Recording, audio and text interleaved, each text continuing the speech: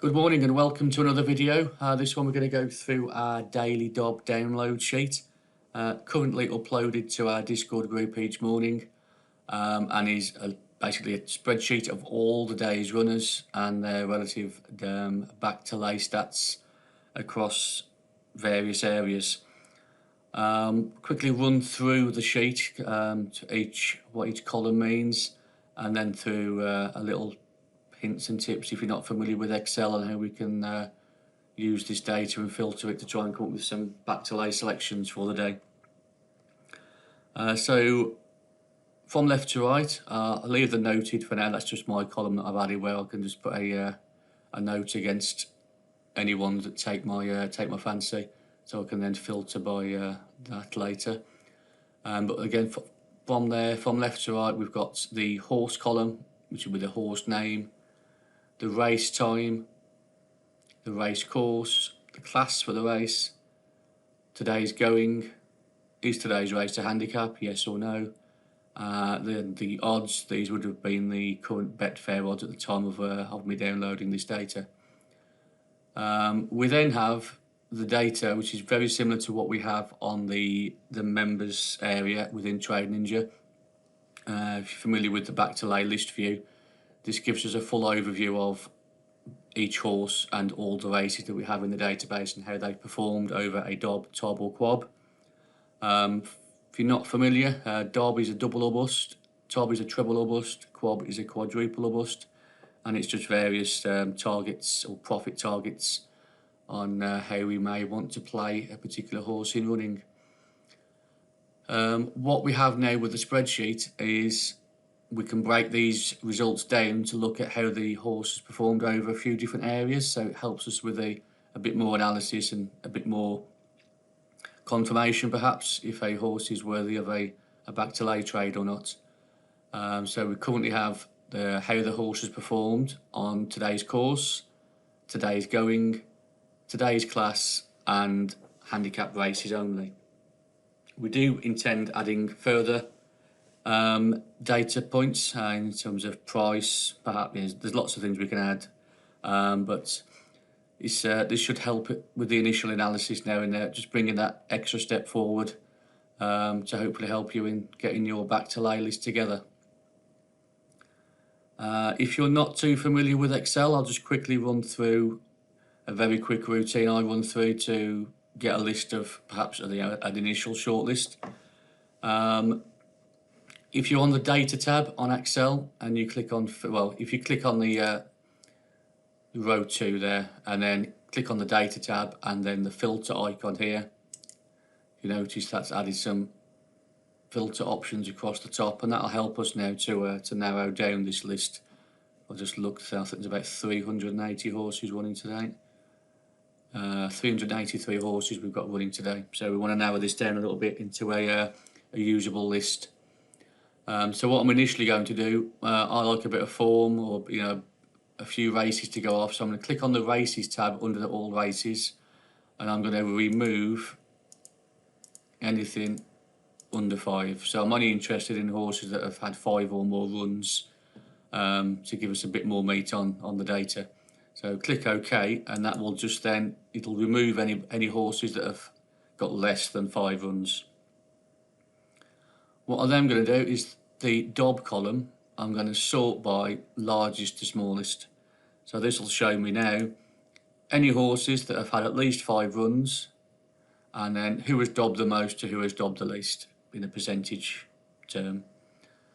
So now I can have a quick look through here and I can see that the top one, JJ Jumbo, 6 races, it's dobbed 83% of the time, so that's 5 out of the 6. So how's it performed across the others? It's had one race at Cork and it's dobbed, 100% record there, 100% on the going, and again all 6 races were in the same class, and so it's got the 5 out of 6 there. 2 handicap races and a 50% dob rate on the handicap. So I'll take a close look at that. So I'm just going to put a comment in there just to note that that's added to my shortlist. And then you can work your way down these to however low you're prepared to go. You'll notice that there's different colours within the cells. That highlights if it's green is set at anything over 50% for a DOB, 55%, sorry. You may want to increase that if you're adding to shortlist. Green would mean it is profitable, but the higher the value above the 50%, the more profitable that would have been on previous races. The yellow amber colours is the kind of a midpoint between the pretty much of a break even, not a lot of loss, not a lot of profit, but not totally dismissed. And then a red is a loss, and from 0 to be a full loss, all the way up to, I think it is on a DOB. Let's just scroll down. So anything below 40% is highlighted in red, and there's similar kind of breakdowns for the TOB and the QOB as well. So a couple of examples on how you would sort in that filter. So I've already removed less than 5, so let's now have a look at the course only, and we're going to sort that column largest to smallest again. So this then resorts the column by the DOB course column, so it's removed the sort from the all races. So I'm now looking at all horses and sorted by how successful they've been at today's course that they're racing at. And again, so you can apply the same kind of thought process. Whether you put much weight onto the 1s and 2s, that's entirely down to your preference. But we've got one that's got a 3 out of 3 record at the course, 64% on all races, and then 350. So it's not showing a loss across any other areas. Probably doesn't hit my criteria to get added. But it's certainly not a bad one to add to further look at.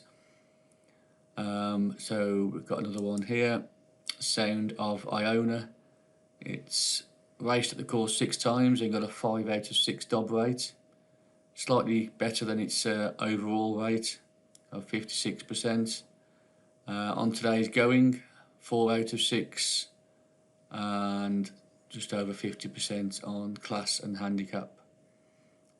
Do like the course rating there, so I'm going to highlight that to have another look at later on.